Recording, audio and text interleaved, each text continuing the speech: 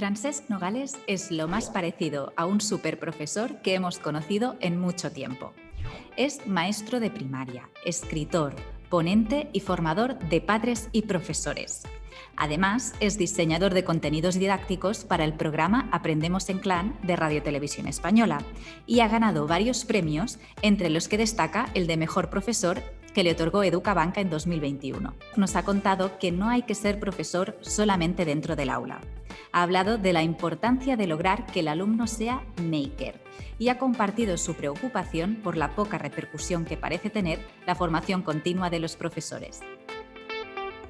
Bienvenidos al podcast de ClassLife, donde hablamos de educación y transformación digital con nuestros invitados, siempre con la vista puesta en el futuro. Podéis vernos en YouTube y escucharnos en Spotify, iVoox y otras plataformas de podcast. ¡Empezamos! Recuerda que en ClassLife somos expertos en gestión educativa y que con nuestra plataforma Todo en Uno, tu centro llegará más lejos, más rápido. Visita nuestra web para descubrir cómo ClassLife puede transformar tu día a día.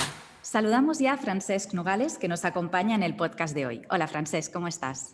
Hola, ¿qué tal? Muchas gracias por estar hoy con nosotros. Y para empezar vamos a conocerte un poquito, porque si no estamos equivocados, quisiste ser arqueólogo, luego dedicarte a imagen y sonido, pero terminaste siendo profesor. ¿Cómo te decidiste por esta profesión? Sí, la verdad es que me decidí un poco por casualidad. Yo de pequeño quería ser arqueólogo, me encantaban los dinosaurios y me encantaba buscar fósiles y restos siempre por todos los lados. Era un niño muy curioso. Luego decidí, pues, cambiar, ¿no? Y empecé a aficionarme a ver documentales en la tele y bueno, pues me imaginaba yo ahí, ¿no? Grabando pues a un lince, un oso. Esa fue mi idea hasta que montaron una fiesta en el colegio de mi hermano y mi hermano había estado toda la vida en el mismo colegio en el que estaba yo, pero llegó un momento en el que no podía continuar ahí, tuvo que pasar a un centro de educación especial. Vale. Y entonces, pues claro, era su primer año allí, los profesores de allí montaron pues una pequeña fiestecita de final de curso y yo, que ya había hecho el selectivo, dije, mira, va, voy para liberarme un poco la mente, para despejar un poco, eso que acabas de terminar el selectivo y dices, ya, quiero quitármelo todo de Necesito encima. desconectar, sí. Totalmente. Y mira, me di cuenta de que habían ahí unos profesores que no se parecían en nada a los que yo había tenido. Y ojo, que no quiero dejar mal a los profesores que tuve cuando yo era pequeño. Lo digo de verdad, porque eran maravillosos. Pero, pero aquellas personas es que tenían un corazón, tenían una entrega. No les importaba hacer la comida para las familias. Y dices, oye, es que mis profesores yo no los he visto nunca haciendo una paella, cocinando para que comamos los demás. Y Había me mucha más empecé, implicación, ¿no? uy, y tanto, y me empecé a plantear, pues eso, el decir, bueno, ¿qué voy a hacer con mi vida? Y decidí que mi vida tenía que estar al servicio de otras personas, que tenía que ayudar a otras personas como esas personas habían ayudado a mi hermano. Y decidí hacer educación especial y mira, ahí he terminado. Y antes de entrar en más detalle, claro, te tengo que hacer la pregunta obligada que es, ¿qué te convierte en el mejor profesor de España? Seguro Es que te lo han que, preguntado ya muchas veces, pero es que, claro, se tiene que hacer. pero vamos a ver, yo no soy el mejor docente de España, es que de verdad, o Bueno, sea, hay un premio que lo dice, ¿eh? Yo sí. lo digo por eso, más que nada. Uno de los Pero, mejores, eso seguro. a ver, yo lo único que hago es intentar hacer las cosas lo mejor que puedo y gastar muchísimo tiempo, que no es gastar, que realmente es invertir. Pero bueno, creo que un profesor tiene que ser profesor no solamente dentro del aula.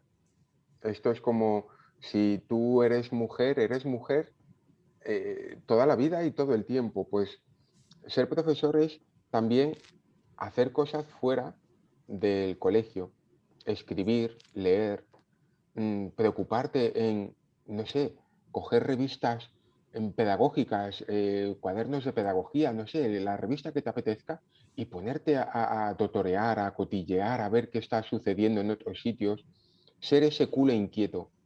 Y creo que eso es muy importante, que los profesores no nos conformemos en hacer siempre lo mismo. Si hacemos siempre lo mismo, yo me acabo aburriendo y se van a aburrir Claro. mis alumnos. Y eso es realmente peligroso. Pues dices claro, que un profesor no tiene que ser solamente profesor con sus alumnos, con sus niños. Tú también lo eres, de hecho, con padres y con otros profesores. ¿Por qué crees que es importante hacer también estas formaciones? Mira, yo creo que em, a las familias muchas veces las dejamos como si fueran los zánganos de una colmena, ¿sabes? Están las abejas, la abeja reina, ¿no? Sería el profesor, Ujú. las obreras serían los niños que están ahí haciendo todas sus cositas, y los zánganos son los que te han dado al niño, pero ya fuera, que de la puerta del cole para adentro que no entren, cuando en realidad lo que necesitan es ayuda, es asesoramiento, es saber cómo estar con sus hijos y generar espacios educativos en casa. Creo que eso es realmente importante y nosotros somos los que les tenemos que ayudar, porque no tiene ningún sentido que si yo estoy trabajando matemáticas con ABN, por ejemplo, en el aula y esta familia no ha aprendido ABN en los 80 cuando estaban en la EGB, pues hombre, llámame loco, pero van a tener un poquito de dificultades, por tanto tengo que enseñarles. Y luego enseñar a otros profesores, a ver, yo creo que es difícil, ¿no? No es enseñar a otros profesores, sino compartir. Y Ujú. creo que eso es algo muy interesante y que deberíamos de hacer todos. Yo lo digo muchas veces, deberíamos de ser docentes que salen del armario. Vivimos muchos en un armario educativo, encerrados. Generamos experiencias maravillosas, pero que no se vean fuera. Uno de Compartirlo. nuestros entrevistados, que también era docente, nos dijo que él trabajaba mucho para crear comunidad porque, aunque suene extraño, es muy difícil crear comunidad dentro de la comunidad educativa a veces, ¿no? Y él trabajaba mucho por eso también, para hacer para compartir experiencias con otros docentes, es un poco lo que tú estás contando. Es que creo que eso al final es lo que nos va a hacer crecer. Y eso decíamos, eres profesor de alumnos, de niños, de familias, de padres, eres escritor, eres ponente, pero es que además diseñas contenidos didácticos para el programa Aprendemos en Clan de Radio Televisión Española. Y claro, esto para nosotros es nuevo. Cuéntanos un poco qué implica esto y por qué crees que es tan importante que haya este contenido educativo en televisión. A ver, esto surgió un poco con la pandemia. Cuando nos confinaron a todos en casa y tal, pues claro, los profes nos buscábamos la vida como podíamos. O sea, fue un momento que todo el mundo tuvo que aprender a hacer una videollamada, que en aquel entonces era como, oh, yo eso no lo he hecho nunca. Claro. Y me pareció genial que Televisión Española y que el Ministerio de Educación apostaran por crear aquel programa, aquella semilla inicial que era Aprendemos en casa. De aquello Ujú. Sí. surgió una necesidad y es que por fin se dieron cuenta de que además de Barrio Sésamo, Epi Blas, delante, detrás y aquellas cositas que veíamos en la época de la GB, pues que había muy poco contenido educativo en televisión española. Y los que estuvimos allí, pues colaborando un poquito con lo de Aprendemos en Casa, que a mí, pues mira, no sé por qué, pero me contactaron y me dijeron, oye, que necesitamos vídeos, ¿nos pasas tus vídeos de YouTube? Y yo, pues tomate, os los doy todos. Y empezamos a diseñar, pues ese programa de Aprendemos en Clan. Para mí ha sido una aventura increíble. Lo hago junto con otras tres compañeras maravillosas, Lourdes, Elisa e Irene, y nuestra idea siempre fue la de coger y decir, tenemos que crear como si fuera un pequeño proyecto de ABP, pero en media hora, en formato Concentrado. de, sí, y televisivo. Esto hemos tenido que ir aprendiendo sobre la marcha, pero os pongo un ejemplo. Imaginaros que queremos trabajar el cómic, pues empezamos a meter contenidos de matemáticas dentro del cómic, contenido de naturales vinculado con el cómic, y de esta manera cogemos 4 o 5 asignaturas y Ujú. van engarzadas con un hilo conductor. Para mí me parece maravilloso y creo que es muy potente, sobre todo porque nos ofrece primero recursos para Flip Classroom. tenemos ahora mismo un montón de vídeos avalados por el ministerio, por decirlo de alguna manera. Ujú. Y luego en la web de INTEF Cámara y Acción estamos colgando todo lo que es la propuesta didáctica. Ahora mismo tenemos ya 79 subidas, pero se van a subir más de 200 propuestas de programas que se han ido realizando o que se están realizando ahora mismo. ¿Esto por qué es positivo? Imaginaros que yo soy un profe que dice, oye, quiero hacer un proyecto sobre esta temática. No se me ocurre qué puedo hacer, no se me ocurre El cómo. enfoque o... Nada, no hay problema. INTEF, cámara y acción, pones en el buscador dinosaurios y te va a aparecer. Y si no, oye, pues los vas viendo y tienes los 4 vídeos didácticos con la explicación de los contenidos, todos relacionados. Un reto y además te puedes descargar en PDF la programación con competencias, objetivos, contenidos y O todo. sea, es un súper recurso para los profesores. Yo, vamos, ojalá me lo hubiesen dado a mí hace unos años. Sí, sí. Sabemos que tú eres un defensor del buffet libre de metodologías, que tú le llamas. Cuéntanos, ¿qué quiere decir esto? ¿Cómo se traduce en clase? Y lo del buffet libre, a ver, es que yo creo que al final, si tengo 25 niños y cada niño es distinto, ¿por qué todos tienen que aprender de la misma manera? Es un poco, no sé, me llama la atención, ¿no? Entonces, yo soy partidario de que en cada unidad nosotros seamos capaces de diseñar distintas actividades diferentes utilizando distintas metodologías. ¿Esto qué significa? Pues que en ciertos momentos yo puedo utilizar perfectamente, y no pasa nada por ello, el libro de texto y hacer ejercicio del libro, que no es malo, que no No, se para cae el nada. mundo, es un recurso, ya está, nada más. En otro momento puedo plantearles a los alumnos que generen un tipo de actividades, por ejemplo, pues hacer un vídeo educativo en el que ellos son los que generan ese vídeo, no los que lo consumen, sino los que lo generan. Y esto es un cambio de paradigma Claro, importante, sí, ¿vale? sí. Porque el alumno maker no es el alumno que solamente visualiza. En otro momento, a lo mejor puedo, a mí me gusta mucho, por ejemplo, en matemáticas, iniciar los temas de matemáticas con un escape room y utilizar pues ciertas pinceladas de gamificación. Pues genial, maravilloso. Al final, ¿qué estamos consiguiendo utilizando? Y yo no me complico tampoco demasiado la vida, ¿eh? O sea, yo ABP, un poquito de APS, gamificación, pero al final lo que hacemos es, en una única unidad didáctica, estamos tocando muchas actividades distintas o haciendo pequeños mini proyectos, a veces son más grandes, de manera que el alumno, oye, a mí se me ha quedado mejor con aquello que hicimos, a mí me ha funcionado mejor con aquello otro que hizo en clase, y también con actividades manipulativas. O sea, yo creo que los niños tienen que tocar y tienen que saborear y notar con los sentidos. La parte digital creo que es muy importante. Por eso te iba a Es, preguntar justo ahora, por la parte digital. ay, lo Ya te me siento. avanzas. Pues mira, yo creo que la parte digital como componente de motivación tiene un poder bestial. Ahora, mm, no tenemos que centrarnos únicamente ahí. O sea, yo creo que usar un Geniali está fantástico, o utilizar cualquier otra herramienta está muy bien, pero siempre debe de ir combinada con algo físico, algo que esté en el aula y que podamos tocar, Al ver final es y como los libros palpar. de texto, ¿no? Que decías que son un recurso, pues Claro, las herramientas digitales al final también son un recurso.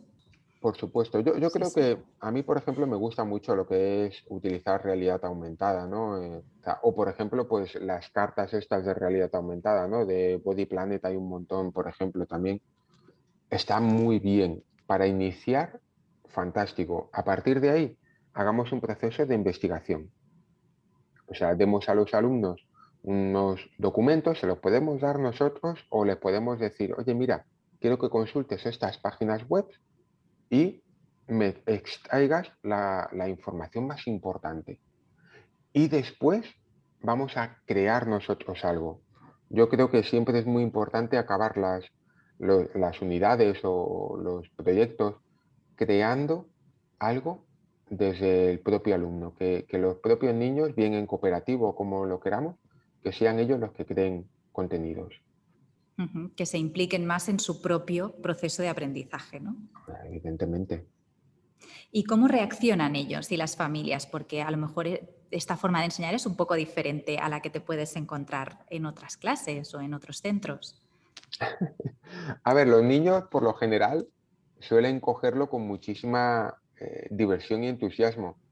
Y luego las familias también a veces se sorprenden, ¿no? De decir, oye, es que quiere venir al cole, o sea, llega el fin de semana y dice que prefiere estar en el cole porque se lo pasa súper bien. ¡Jo, qué Entonces, bien!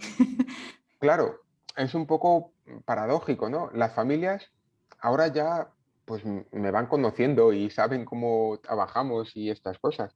Al principio era un poco raro porque había familias que te decían, oye, es que veo que esto del libro no le estáis dando mucha utilidad al libro y dices, bueno, pero tu hijo está aprendiendo lo mismo que pone en el libro, pero de una manera diferente. Entonces, yo creo que las familias cuando les explicamos, y por eso es importante la formación, Claro. cuando les explicamos por qué hacemos las cosas y qué tiene de bueno, entonces lo entienden. Afirmas que hay que dotar al alumno de capacidades y destrezas no solo para clase, sino para la vida, que eso realmente es algo muy importante. ¿Crees que con el modelo educativo actual esto se consigue?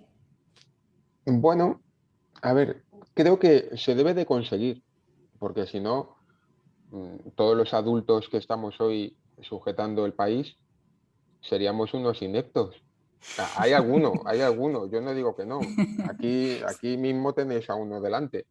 Pero, en fin, yo creo que realmente las capacidades para la vida, lo que yo considero que son las habilidades blandas, Ujú. deberían de estar en el currículum, pero de una forma oculta. La perseverancia, la persistencia, el, el no bajar los brazos, la curiosidad, la creatividad, ¿no? Que decía Ken Robinson. Todas ¿Y estas cómo cosas. lo haces esto? ¿Cómo haces esto de introducirlo, pero que sea oculto? Pero... Bueno, hay una regla que a mí me funciona muy bien y es no decirte lo que tienes que hacer. Si yo a un alumno le marco y le digo, hay que hacerlo todo de esta única manera y siguiendo estas pautas exactas. Tampoco Entonces todos, fomentas mucho la creatividad, tampoco, claro, claro, le pones muchos todos lo van a hacer límites. igual, todos lo van a Mm. hacer igual. Entonces, qué lástima, ¿no? Es mejor, a lo mejor, utilizar los primeros días para decir, no, tú hazlo y ya veremos lo que sale. Y después, según lo que ha hecho uno, oye, pues mira, vas a enseñarle a todos los compañeros cómo lo has hecho tú. Otro día tú le enseñas a todos los compañeros cómo lo has elaborado tú. Y de esta manera tenemos ese abanico de distintas posibilidades. Mira, si yo te pregunto a ti, ¿qué recuerdas de tus profesores? No vas a recordar la clase en la que te explicaban a multiplicar o a dividir. No, vas a No. recordar ese momento en el que te hicieron sentir algo diferente. ¿Crees que aún así debe cambiar alguna cosa del sector educativo actualmente? Bueno, qué pregunta. Creo que deben de cambiar muchísimas, pero muchísimas cosas. Lo primero que debería de cambiar, en mi opinión, esto es una opinión, sé que algunos compañeros me van a decir, Fran, no, no vayas por ahí. Pero creo que deberíamos de cambiar nosotros. Nos quejamos mucho de que han cambiado las leyes educativas cada 4 años y hay profesores que siguen dando la misma clase que hace 30. Dices, chico, ¿para qué te sirve que cambien las leyes? No sé, no sé. ¿Por qué te quejas si sigues haciendo lo mismo? Creo que hay muchísima formación que se está invirtiendo en formación continua del profesorado pero que está teniendo poca repercusión en la práctica continua. Ujú. Y creo que eso es un fallo. Creo que ahí deberíamos de, no sé, desde la política, desde el ministerio, las consellerías, hacérselo mirar, porque se están gastando un dineral, ¿eh? O sea, en dinero, formación que recibimos los docentes, somos los profesores, yo creo que somos los que más formación tenemos. ¿Tú sabes la de cursos que hace la gente de 20, de 30, de 40 horas, luego congresos que dices, Dios mío, si es que te pones a contarlo y dices, si el año pasado hice más de 180 horas en formación en un año, y eso hay muchísima más gente que lo está haciendo, pero se traduce después en un cambio en el aula, ese es el problema. Ahí es Claro, donde tenemos que llegar. La evaluación, bueno, ahora mismo sabemos que lo están intentando, ¿eh? Las notas ya no son números. Vale, fantástico, pero dame algo más, porque claro. si luego yo lo que voy a hacer es poner un examen, traducir ese examen en un número y ese número convertirlo en un aprobado, en un bien, pues me da igual que no sea un 7 y que sea un notable. Al final, aquí, que es donde cuenta, sigue siendo un 7, un 8 o un 9. ¿De qué manera llegamos a esa evaluación competencial? Ahí es donde tenemos que poner el foco. Claro. ¿Crees que si seguimos por este camino lograremos la transformación educativa? ¿Cómo crees que será, por ejemplo, la educación en 2050? Uf, uf. Pues supongo, tengo la esperanza de que siga siendo igual de humana que lo es ahora. Y te explico. La educación siempre está en camino, siempre, porque la sociedad siempre sigue en camino. Entonces, yo estoy absolutamente seguro de que hace eh, 50 años, si preguntábamos en 1970 cómo será la escuela del 2020, la gente habría dicho, bueno, pues seguro que siguen utilizando la pizarra y las mesitas, y tienen razón. En 2050 seguiremos usando la pizarra, por supuesto. Igual es una pizarra de cristal, vete a saber, yo qué sé. Pero seguiremos utilizándola. Los alumnos van a seguir teniendo pues una mesa que seguramente serán distintas, ojalá quiero pensar yo que serán distintas, porque muchas veces no necesitamos tantas mesas en el aula. No todos los niños tienen que estar sentados. Yo no necesito una mesa de profesor.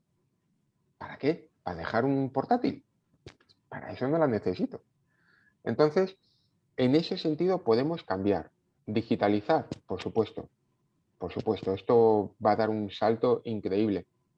Pero hemos vivido una pandemia ahora mismo y hemos estado todos usando medios digitales en 2020, marzo del 2020, cuando estábamos en casa. ¿De qué nos hemos dado cuenta? De que la educación también es un abrazo, también es ver la cara. Yo vuelvo mañana a clase, tengo unas ganas locas de entrar en clase y poderles ver sin mascarilla a los que quieran. Oye, que si alguien la quiere llevar, perfecto, no pasa nada. Es que al final la educación es humana y lo humano no puede ser exclusivamente digital. Pues ya para finalizar, quiero que nos cuentes, por favor, cuál ha sido el mayor reto que tú hayas superado. Esto es difícil, ¿eh? Es difícil. Mira, para mí el mayor reto que he superado ha sido perder mi miedo. Y te lo digo de verdad, yo era un niño muy tímido en clase, me daba vergüenza todo y era el típico que salía a hacer un dictado a la pizarra y la mano hacía tiqui, tiqui, tiqui, tiqui, Temblaba. tiqui, tiqui, tiqui.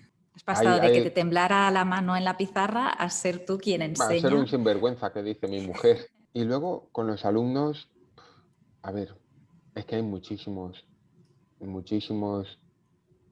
casos de niños que te llegan que la gente cuando dejamos una clase y cogemos otra clase, pues muchas veces, ¿no?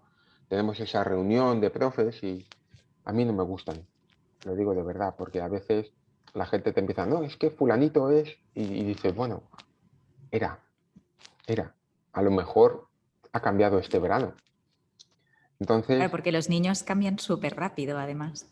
y porque tenemos que evitar poner Poner etiquetas, etiquetas, ¿no? Ya.